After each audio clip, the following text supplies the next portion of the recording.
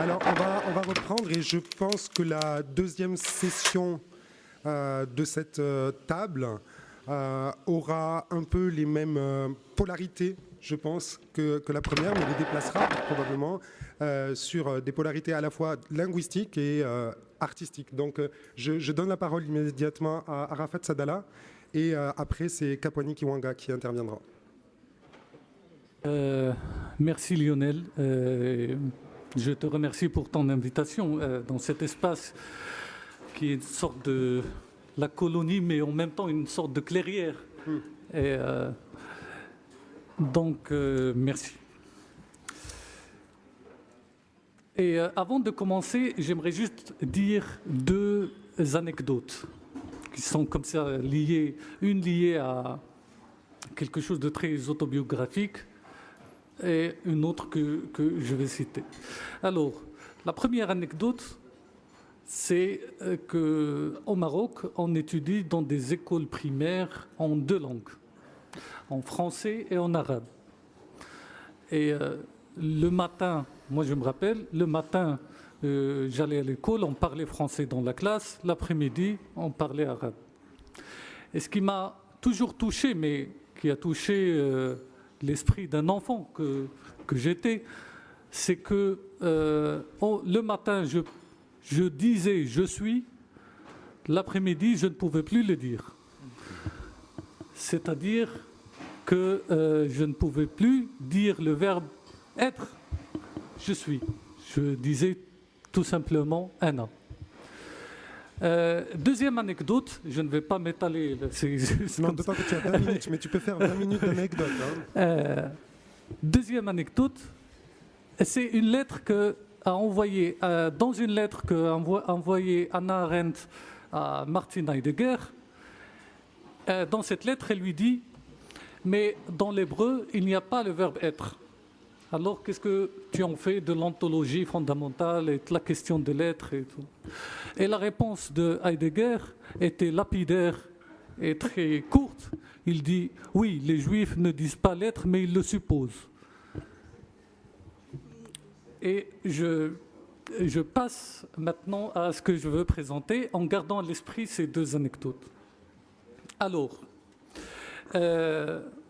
d'abord, des remarques préliminaires. Pour cette question du présent, elle m'a marqué à double titre. À un titre académique, dans une sorte de recherche sur la représentation dans la pensée et l'art arabe, et à titre artistique, dans le sein d'une plateforme qui s'appelle Siwa, la plateforme Siwa, qui est créée en 2007 et à laquelle je collabore. La directrice étant Yagout Abelgassem, elle est là. Je collabore et c'est un espace de réflexion et d'expérimentation sur la création arabe contemporaine. Donc, quand je dis je travaille sur le monde arabe, il faut d'abord éclaircir quelque chose. C'est-à-dire que monde arabe, et je fais comme ça, le geste monde arabe, c'est bien là un terme et une appellation imprudente et qui, par un geste violent, dira-t-on, aveugle, qui couvre ou qui voile une diversité et une multitude de cultures, d'idiomes, de langues, de nationalités, etc.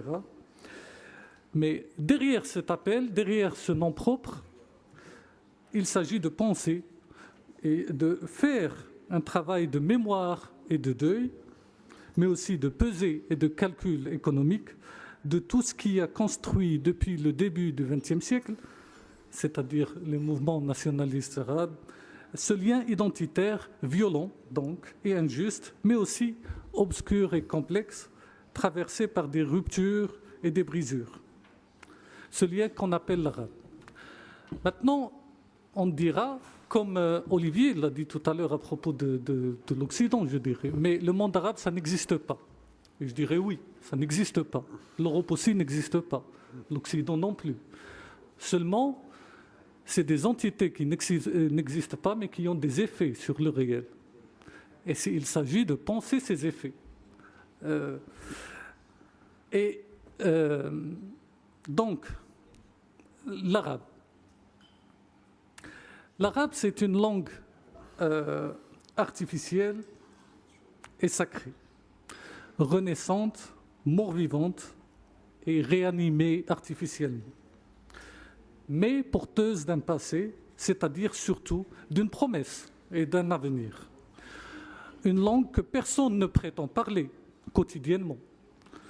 Néanmoins, ça parle dans tout un chacun ou au moment par exemple, des prières pour ceux qui prient, 5 fois par jour, ou en écoutant ou regardant les différents médias et chaînes satellitaires.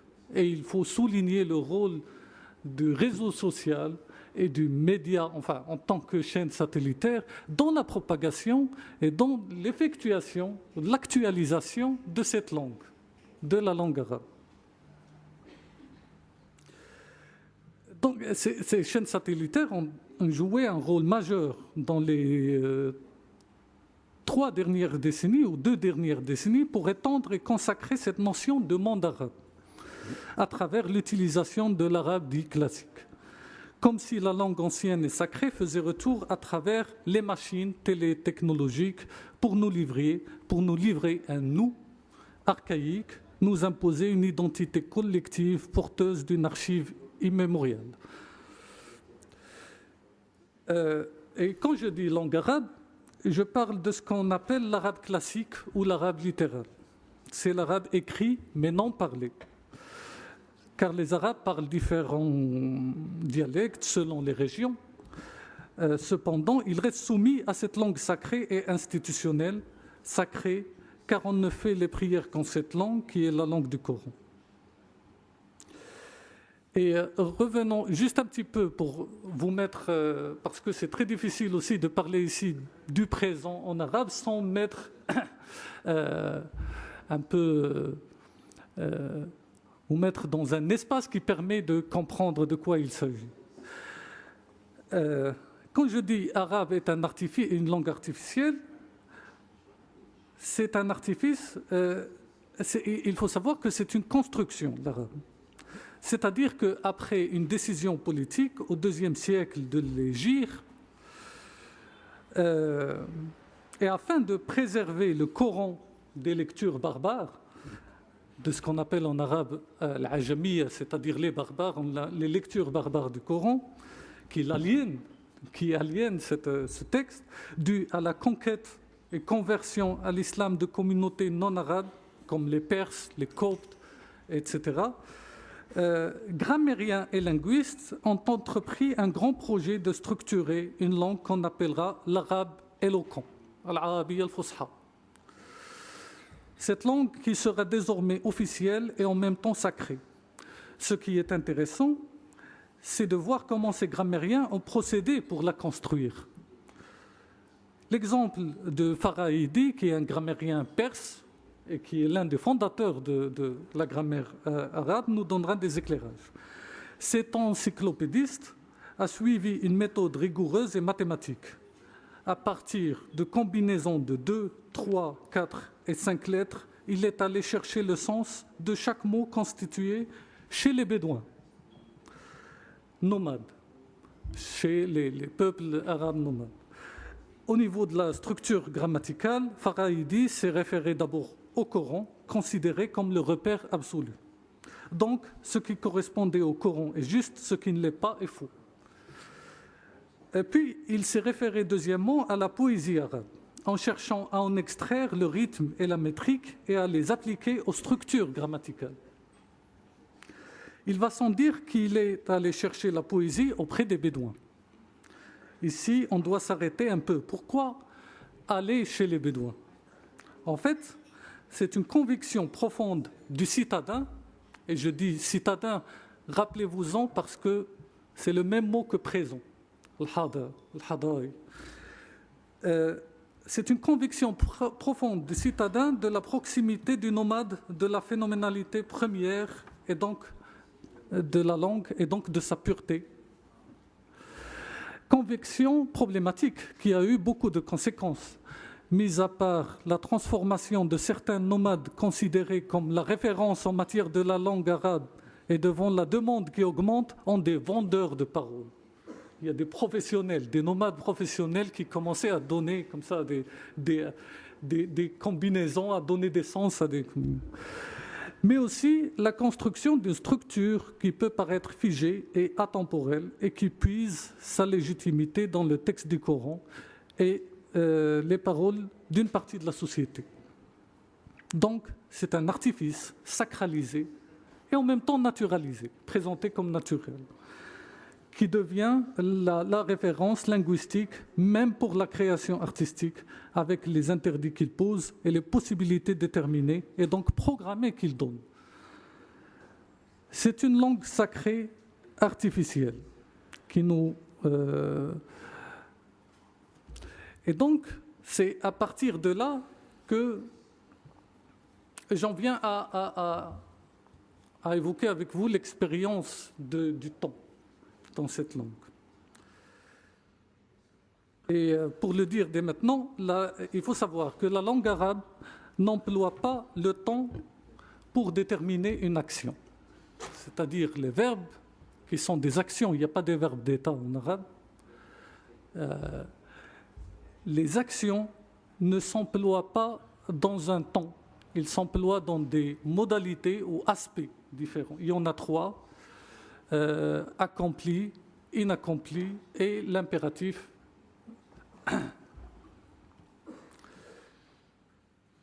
Et là, c'est important pour comprendre les effets sur toute l'histoire du monde arabe. C'est-à-dire, si on peut appeler ça histoire, rien n'est moins sûr. Le verbe donc se détermine par 3 modalités ou aspects, l'accompli, l'inaccompli et l'impératif. Ce qui a poussé des philosophes contemporains comme Giorgio Agamben de dire par exemple que l'arabe ou l'hébreu font partie d'une famille de langues pour qui il n'y a pas de métaphysique ou d'ontologie au sens européen, c'est-à-dire une métaphysique basée sur le présent de l'indicatif, où on peut indiquer un présent, S et P, ceci et cela, mais une ontologie fondée sur l'impératif. C'est une ontologie du commandement, où l'existence, parce que, bon, c'est vrai que dans l'arabe, il n'y a pas d'être, de verbe être, mais ça ne veut pas dire que les Arabes n'existent pas.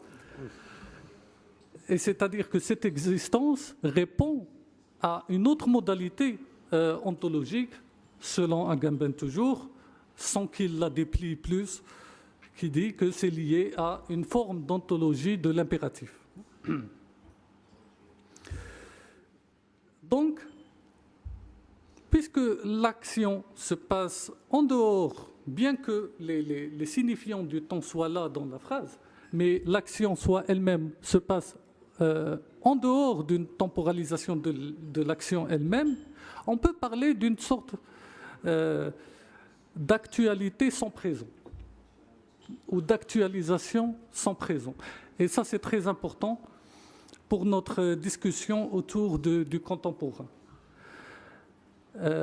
On peut parler d'un actuel sans pour autant parler d'un présent, ou d'un actuel sans présent de l'indicatif, tel qu'il a été thématisé par la philosophie ou l'histoire de la philosophie européenne. Donc, maintenant, comment on dit le mot présent en arabe ? Et comme je l'avais souligné avant, ou je l'avais remarqué avant, si on va au dictionnaire arabe, on ne cherche pas un mot. On ne cherche pas le présent, comme ça. On va chercher, donc chaque mot se sont constitués d'un radical, ou bien de 1 ou 2 ou 3 lettres, rarement 4 ou 5. Et à partir de ces radicaux de 3 lettres ou de 2 lettres, on ajoute des préfixes, des suffixes, on les décline sur plusieurs formes, et donc on a un spectre de sens qui est lié à cette racine trilitère. Donc pour chercher le présent, ou ce qu'on traduit par présent dans la langue arabe, il faut chercher dans la racine trilitère ha, da, a, c'est-à-dire HDR, comme ça, H aspiré, ha.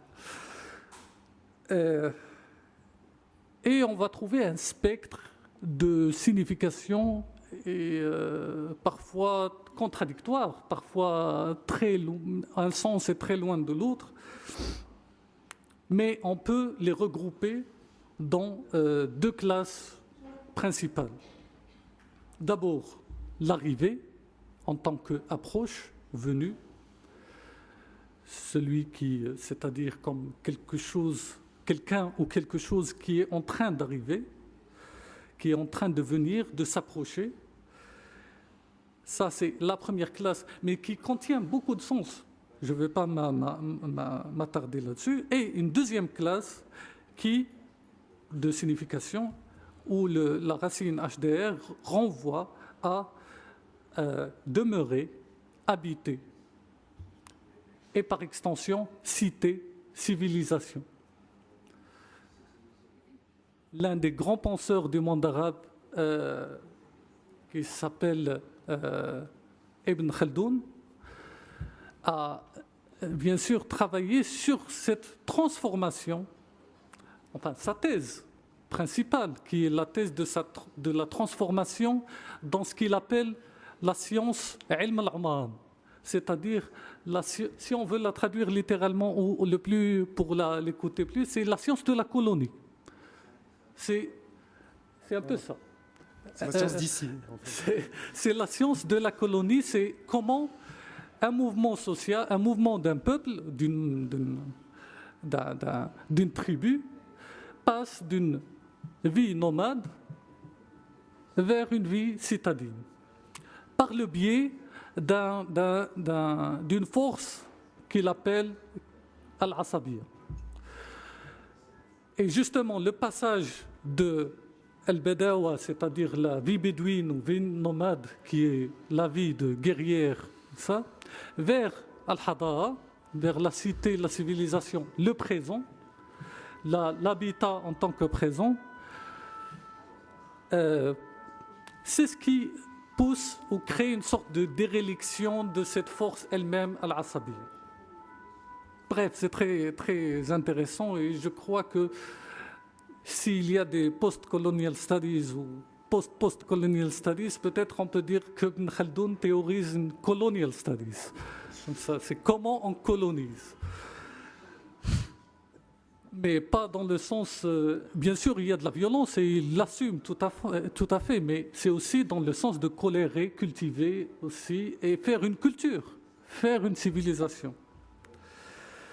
Donc, ce présent nous renvoie à une expérience du temps, et je dis bien expérience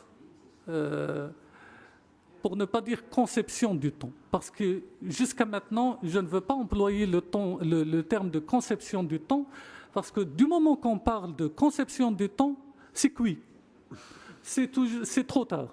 Dès qu'on parle de conception, on a déjà commencé à réfléchir par concept, c'est-à-dire par une sorte de structure qui élit le présent, la représentation,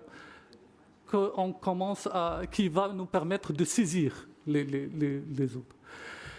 Et donc, je dirais, cette épreuve du temps, qui est différente, où il y a une actualité sans présent de l'indicatif, où il y a une sorte de présent qui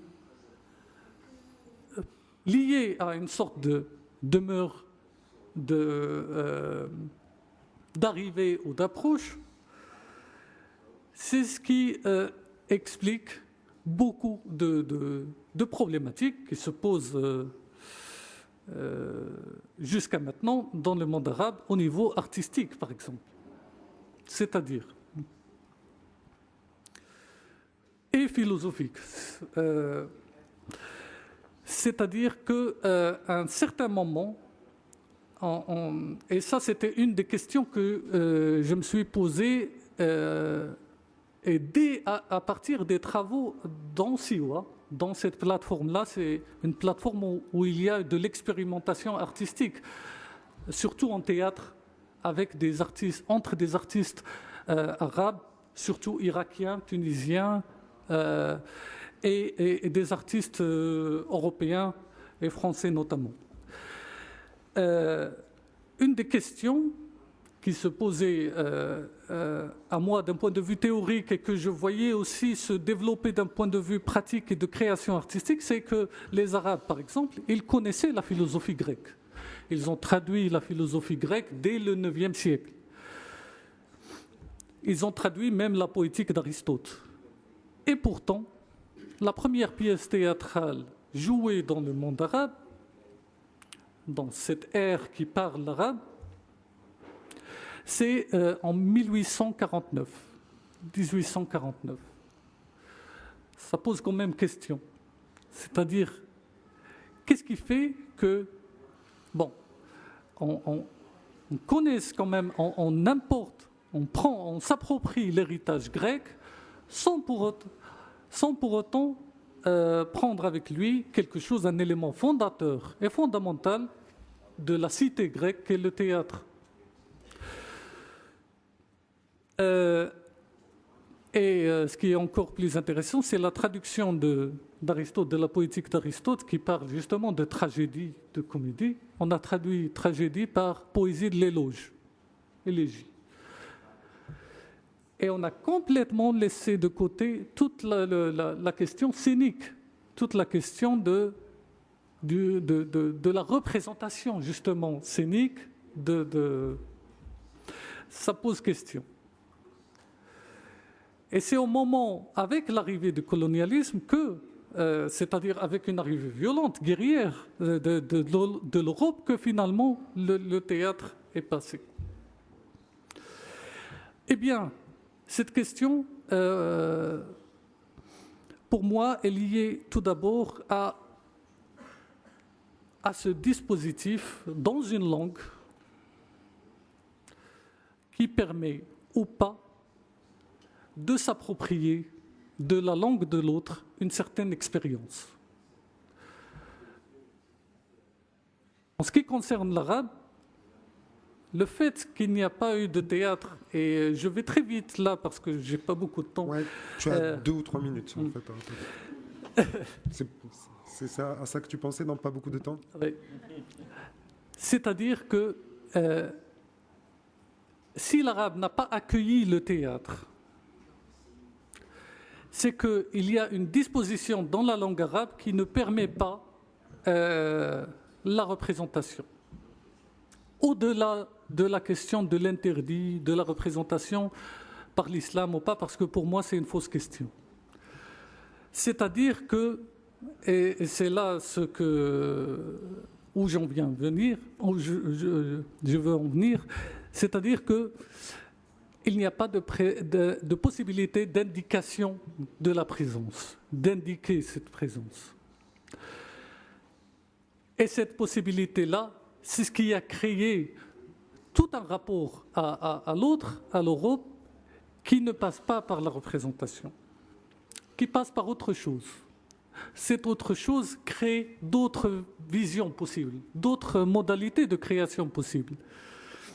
Et c'est là où je trouve une possibilité, non pas de compréhension mutuelle, parce que c'est jusqu'à une certaine limite impossible, mais une possibilité de rencontre avec l'autre sans que ce soit dans la même temporalité. Mais c'est une rencontre à partir de quelque chose qui est que le contemporain, c'est-à-dire le partage de cette temporalité, je ne sais pas, mais toujours on suppose déjà que le contemporain, c'est partager le présent. Mais pourquoi pas partager une autre dimension du temps, qui ne soit pas présente, c'est-à-dire un avenir,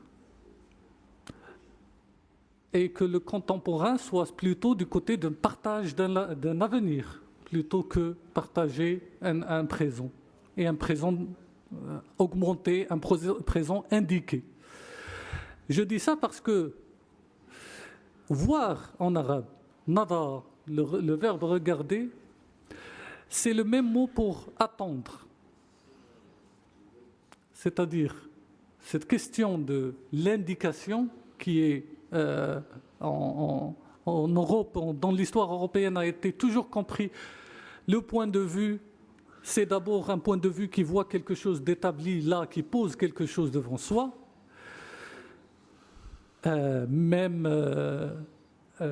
ou qui essaye de capturer quelque chose qui est dans le présent. Eh bien, dans cette vision, dans cette compréhension peut-être, ou dans cette expérience arabe, la vue, c'est quelque chose qui est du côté de l'attente, qui est ouverte à quelque chose qui arrive. Et c'est peut-être aussi, on peut trouver cette expérience dans une certaine interprétation de la présence européenne, de la présence telle que, par exemple, Heidegger l'a compris, c'est-à-dire où le présent n'est plus ce qui se tient là devant moi, mais le présent, c'est ce qui est en train d'arriver, c'est ce qui arrive, c'est l'avenir. Et c'est en ce sens-là que, maintenant je dis de manière schématique, on peut penser une rencontre, mais pas une mutuelle compréhension ou appropriation, une rencontre, là où il n'y a pas de partage de présent ou de présent là devant, mais un partage d'un avenir possible. Merci.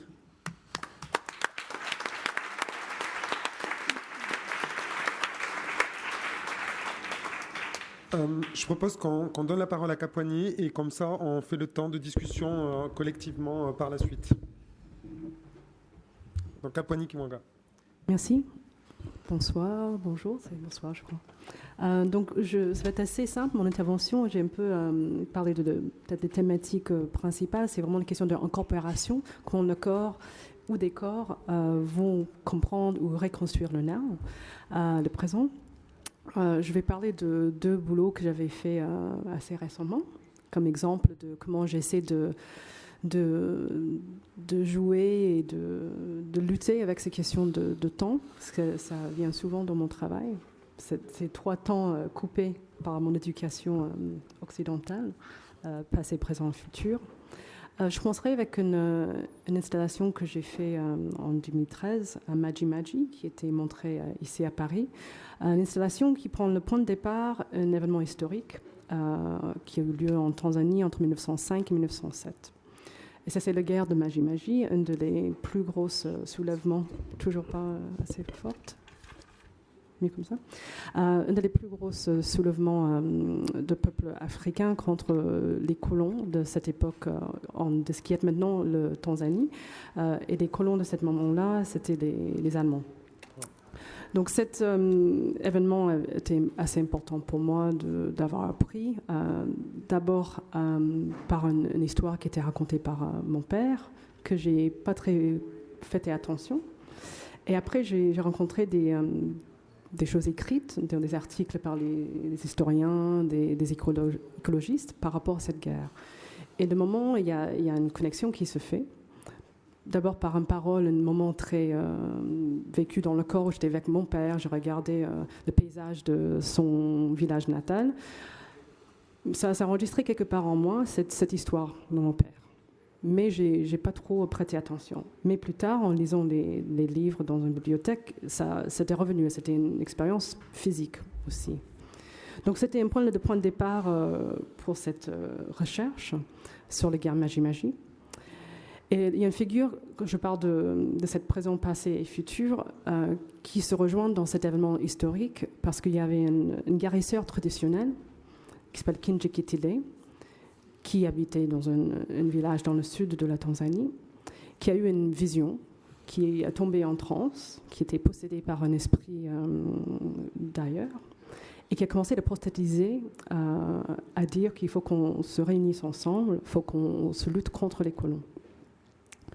Donc cette parole qu'il a donnée, une parole un peu extatique ou, entre guillemets, pour autrement spirituelle, était accompagnée bien sûr avec aussi une parole politique après, à un deuxième temps, où il a dit il faut qu'on réunisse, il faut qu'on se combatte contre les colons de ce moment-là. En même temps, quand Kinjekitile tombe en transe, il relate aussi qu'il y a les ancêtres qui vont venir nous aider à lutter contre les colons. Donc, ce qui, pour les personnes qui connaissent un peu les millennials, des religions milléniales, par exemple, dans l'anthropologie, on retrouve un peu cette idée de passés, nos arrières qui vont venir nous aider à construire un futur souvent avec cette idée d'une société plus égaux, etc. Donc il y a ces moments où une prison qui est en 1905, cet homme tombe en transe, il communique avec des ancêtres de sa clan, on peut dire ça, et après il propose une autre société, où tous les peuples du sud de la Tanzanie peuvent se réunir ensemble et créer une autre société. Donc, ce qui est intéressant dans ce qui arrive avec Kinjekitile, c'est pas que qu'il transmet des paroles des ancêtres de son clan, mais qu'après il raconte cette histoire. Il y a d'autres personnes qui vont prendre les paroles de Kinjekitile, va le raconter à d'autres personnes dans d'autres villages, dans d'autres parties de Tanzanie, et ils vont dire ce que vous décrivez là, ça me rappelle une histoire de nos histoires ancestrales, et du coup, Kinjekitile, il devient un véhicule pour beaucoup d'ancêtres, pas que des ancêtres de son clan, mais quelque chose qui résonne avec des autres tribus. Donc il y a plusieurs passés qui fait canaliser par cette seule personne, qui aussi dit rejoignons-nous ensemble et créons un nouveau futur.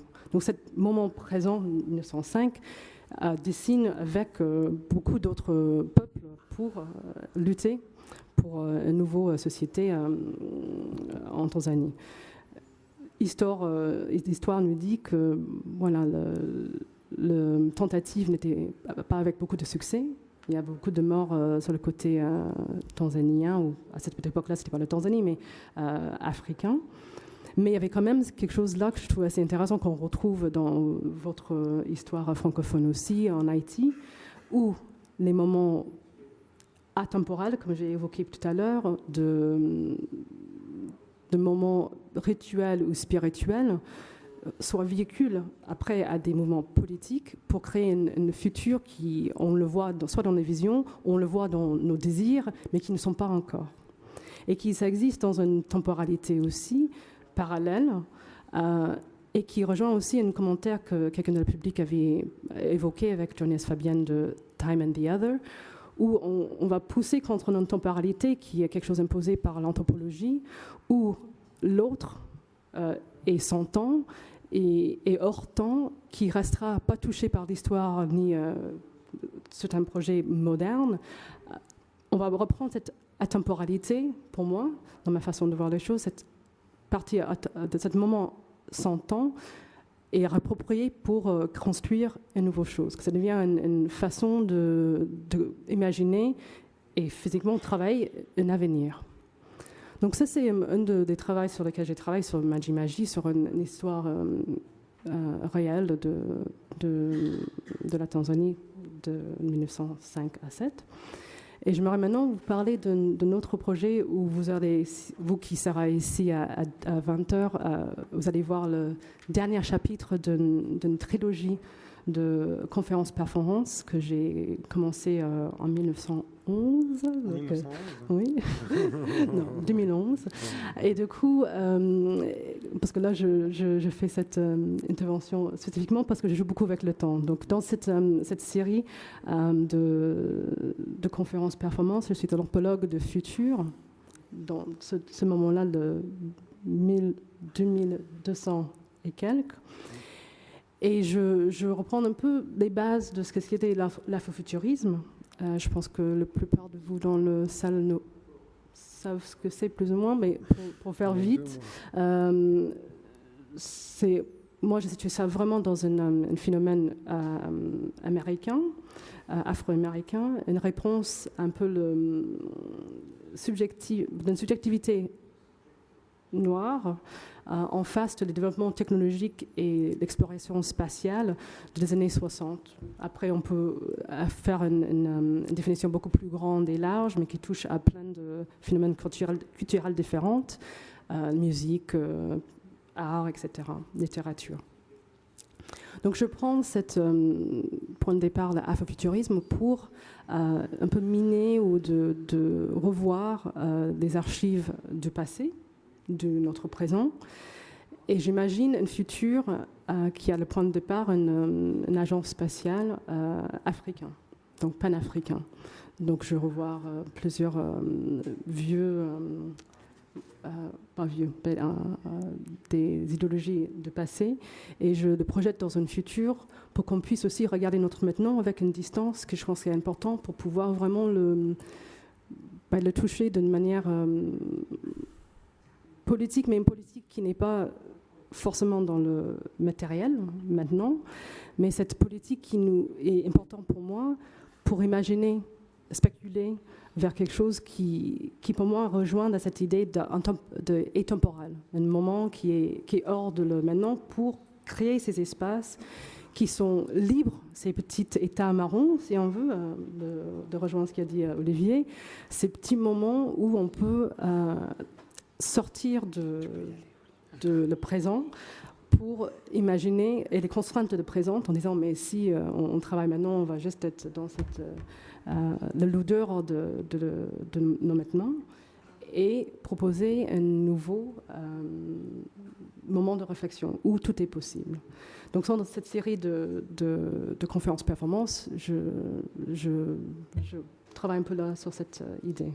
Donc sur ces deux projets, j'imagine installation multimédia et ces séries de conférences performances, j'essaie de par le biais d'incorporer le présent, le passé, le futur, de mélanger le tout pour imaginer une nouvelle chose. Voilà. Je me répète un petit peu, je suis désolée, mais voilà. Merci, Caponi.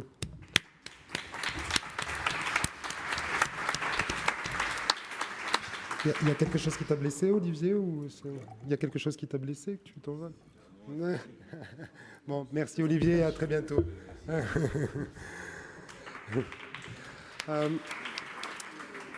Yala et Mathias, est-ce que vous voulez intervenir sur les deux premières...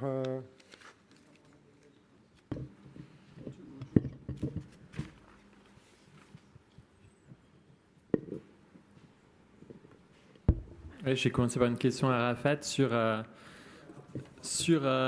pour te faire peut-être préciser un petit peu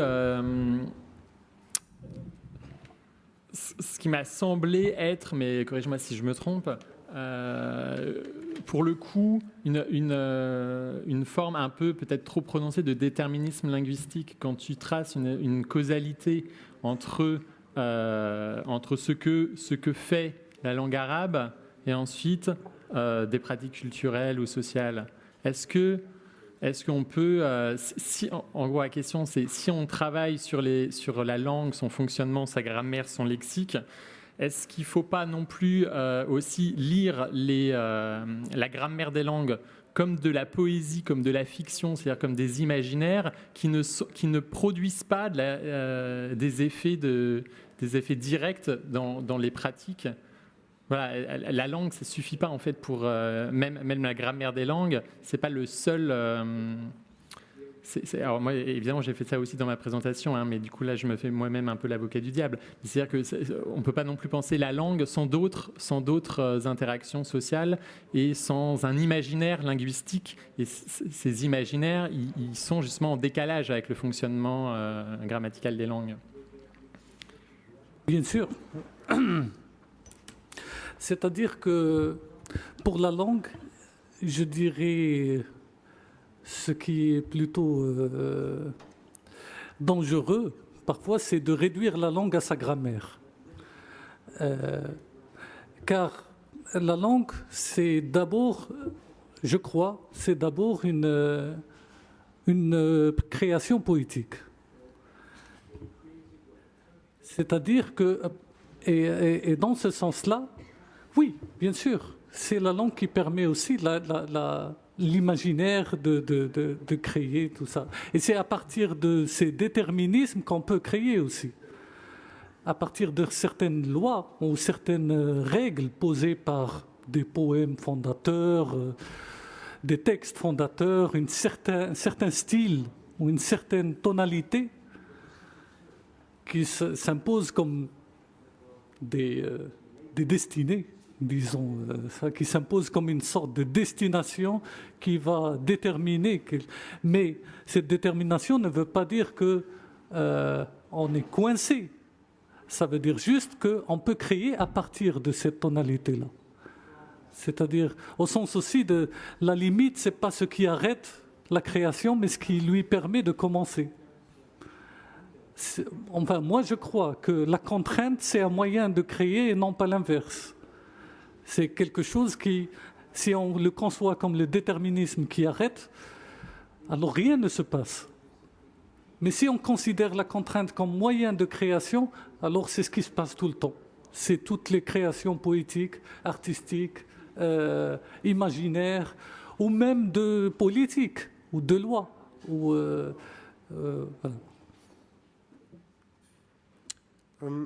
Yala, j'aurais bien aimé te poser une question et aussi à toi, Kapwani, en même temps sur cette question de l'afrofuturisme et la manière dont tu t'inscris dans une sorte de reenactment de l'afrofuturisme.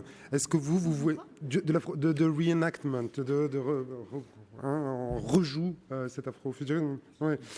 Non, je le dis plutôt généralement. Est-ce que vous voyez peut-être l'un comme l'autre sur cette question très complexe que tu posais tout à l'heure de l'indécolonisable? Est-ce que c'est pas ce type de pratiques qui sont des pratiques un peu parallèles qui permettent, en déjouant le fil du temps et sans opposition frontale au fil du temps, de passer ailleurs que par la question ou de déjouer le piège de cet indécolonisable? Est-ce que toi, dans ton travail philosophique, c'est quelque chose que tu as pris en considération, l'afrofuturisme Parce que là, on voit bien quand même, Kapwani, que tu as beaucoup insisté sur la question du passé, présent, futur, et que ce mélange, c'est une manière de faire une critique de la temporalité moderne et coloniale, j'imagine. Je pense que c'est toujours des questions de les outils que, je vais être honnête, dans lesquels j'ai hérité, que j'utilise, que j'ai du mal à me débarrasser. Donc ces questions d'indécolonisable, c'est très présent. Comme on a parlé tout à l'heure d'intemporal, c'est pareil. Quand je parle d'intemporal, c'est hérité aussi de toute cette histoire anthropologique, de créer le temporal pour un et temporal pour l'autre. Donc pourquoi pas, pour moi, une stratégie parmi d'autres, c'est d'accepter ces questions de pouvoir qui sont, les infiltrer ou les accepter et les habiter différemment. Donc on peut soit les déconstruire complètement ou les occuper. Et donc des fois je peux faire, non pas, mais je décide d'occuper ces espaces qui sont difficiles, mais de jouer dans ces espaces qui sont en soi problématiques. C'est vrai.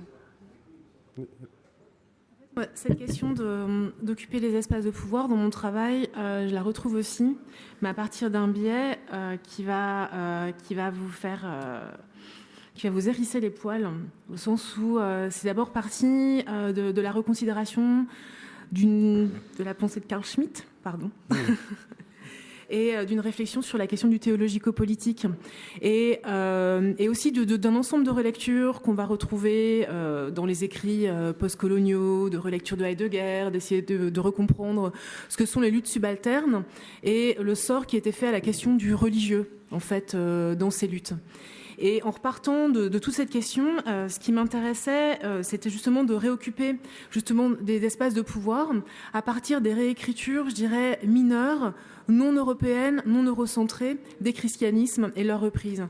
Et de m'ouvrir à un ensemble de champs de réflexion aux théologies de la libération, moi sur le continent africain qui m'intéresse, et qui permettait en fait de non seulement de sortir d'une espèce de gang, de critique du religieux qui va être développé. Bon, en France, on est vraiment pris là-dedans de manière très radicale, mais de sortir de cette gang, une espèce de violence de critique du religieux, la réintégrer dans des récits de libération et mieux même en faire la source de pratiques de libération. Donc rompre avec, je vais être très massive et dogmatique, avec un schéma qu'on va retrouver dans un ensemble de marxisme consistant à dire que le préalable de toute critique du politique, c'est la critique du religieux, mais justement faire de la pratique religieuse et d'une conscience religieuse le préalable d'une critique politique. Et c'est comme ça que j'ai été amenée plutôt à réoccuper les espaces de pouvoir, et donc à partir du principe peut-être que on pouvait, alors là aussi peut-être ça pourra apparaître comme une provocation, mais que habiter des systèmes de normes hérités de situations de violence n'est pas nécessairement ce qui limite les capacités d'action et de création. Et c'est à partir de cela, en fait, que j'ai pu reconfigurer un ensemble de travaux. Après, moi, je me posais une question en entendant, et c'est une vraie question que je me pose, c'est sur la question de l'enrichissement des paradigmes.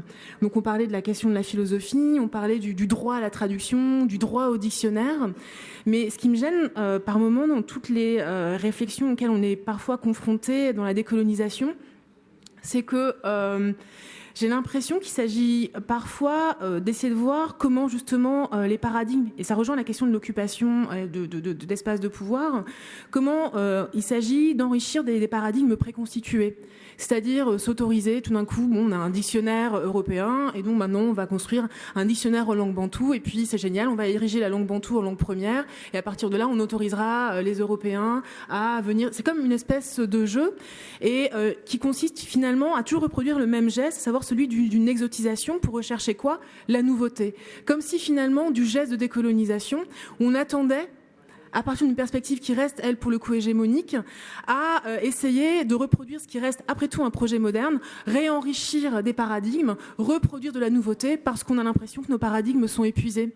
Et il y a toujours cette espèce de ruse dans nos pratiques de décolonisation épistémique de laquelle j'arrive pas à sortir, mais qui finalement en vient d'une certaine manière à réaffirmer plus que tout un projet moderne de reconnaissance, savoir maintenant qu'on est épuisé, qu'on sait plus dans quel poste se situer, essayons de produire du nouveau en voyant ce qu'on peut faire avec nos anciens bons sauvages ou nos anciens subalternes en fait. Donc c'était ce que je me pose. C'est super. Et je pense que je ne veux pas faire du teasing à outrance, mais je pense que c'est un bon projet pour la deuxième demi-journée de demain consacrée à cette même question, évidemment.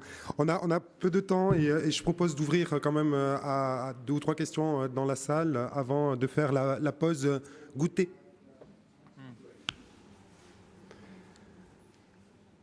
Oui, alors on va attendre juste Isabelle le micro. Où est-il le micro ? Oui, est-ce qu'on peut...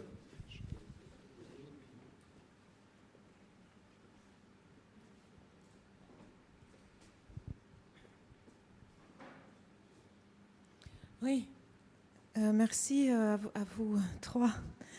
Je bondis sur la proposition que je trouve très forte, mais je me demande si du coup les choses elles sont pas aussi à retourner, c'est-à-dire que par exemple lorsque tu parles de finalement la pratique religieuse qui est à repenser comme élément d'émancipation aussi.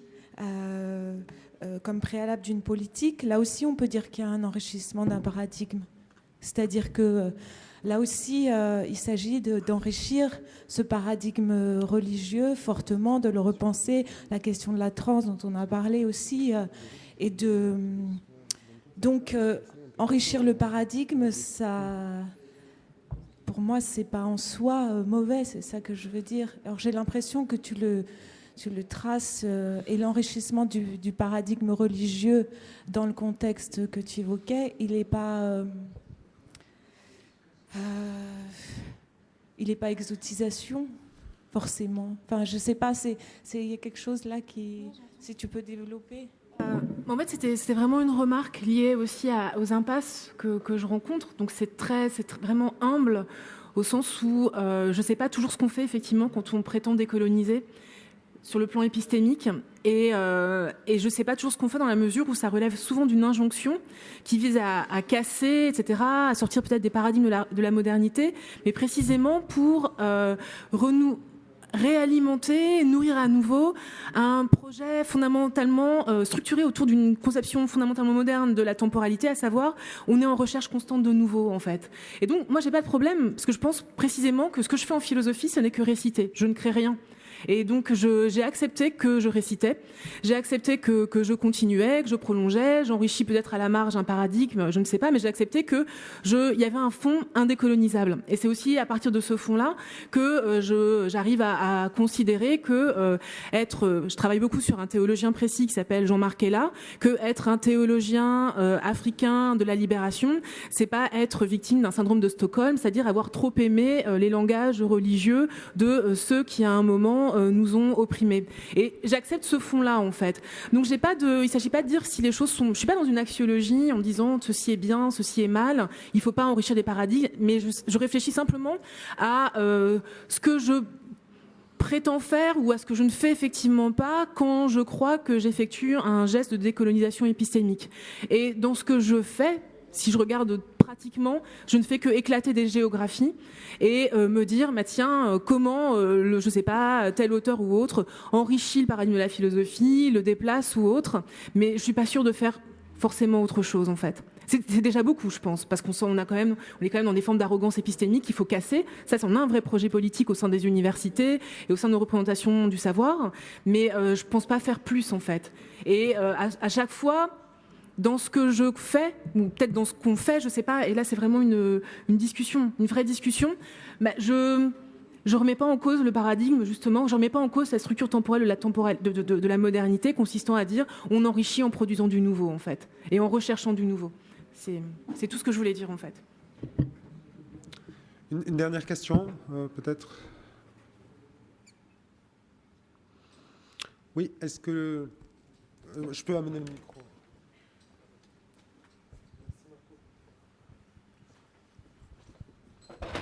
Oui, bonjour, ça marche. En fait, je ne sais pas, ça m'est venu au début de la discussion, puis là j'ai l'impression que ça revient. On a parlé beaucoup de traduction, des limites et tout ça, mais je ne sais pas si vous avez... Je ne crois pas que vous ayez évoqué les discours ou les pratiques qui se donnent dans plusieurs langues en même temps. Du coup, on va avoir... parce que par exemple, au début... Mathias Verger disait qu'il faudrait qu'au moment où je parle, ce soit traduit dans toutes les langues du monde, mais il faudrait que ce soit énoncé en même temps dans toutes les langues du monde. Il n'y aurait pas de... Voilà. Oui. Il y a exactement en même temps que cette manifestation un colloque sur l'hétéroglossie ou l'écriture en plusieurs langues organisé par un de nos collègues à Paris 8, de Vincent Broca. Vous pouvez passer de l'un à l'autre pour voir. Donc je ne sais pas, je laisse Mathias répondre. C'est toi qui as lancé la chose. Hein, donc, Mais alors du coup, votre question, elle est sur... Est-ce que vous pouvez juste préciser... vous cherchez des... Sur l'écriture en plusieurs langues ou l'énonciation en plusieurs langues. Ça fait justement... c'est justement... Je sais pas, je pense à une œuvre de...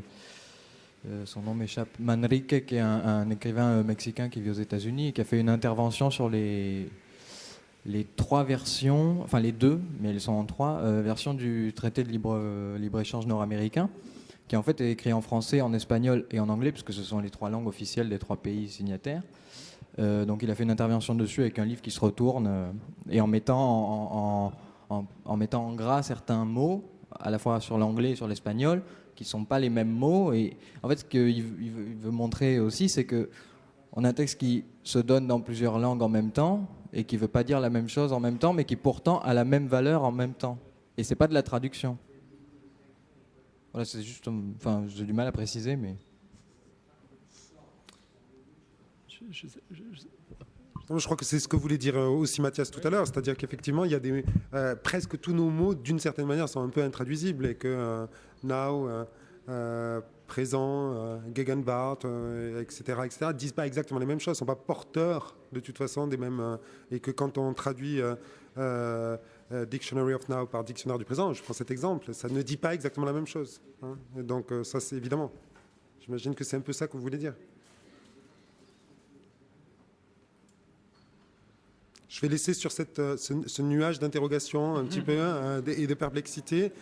Simplement, avant de vraiment conclure, simplement pour vous signaler, vous n'avez peut-être pas remarqué, mais en fait, les journées sont normalement toujours structurées pareil, dans une conscience de la fatigue progressive, donc avec une section de 3 heures, une pause d'1 heure, une section de 2 heures, une pause d'1 heure et une dernière section de 1 heure. Ce soir, c'est un peu particulier. On aura la longue pause apéritive, disons, non pas de 19h à 20h, mais de 18h à 19h. On a une première conférence de 17h à 18h de Ravi Sundaram, une pause, et François Cusset qui passe de colloque en colloque toute la journée et apporte sa... Il est très en forme en ce moment. Je ne sais pas si vous l'avez entendu sur France Culture parler de l'élection de Trump. Il est là, quoi. Et donc, il saute d'un colloque à Nanterre et il arrive pour sa conférence à 19h. Donc, on fera la pause de 19 à 20h, ou de 18 à 19 et pas de 19 à 20h. Oui, c'est ça. Merci à vous tous et merci à vous. On a une pause d'1 heure maintenant.